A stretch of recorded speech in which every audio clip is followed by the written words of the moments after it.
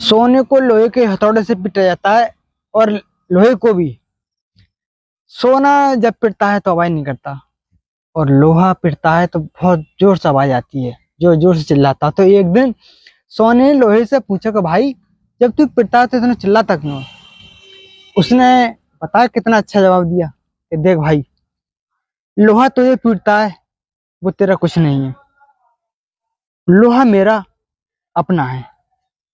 जब अपना कोई पीटता है ना तो आवाज आती है, और इंसान दिल से रोता है। इसलिए दोस्तों, अपनों से सावधान रहें, गैरों से नहीं।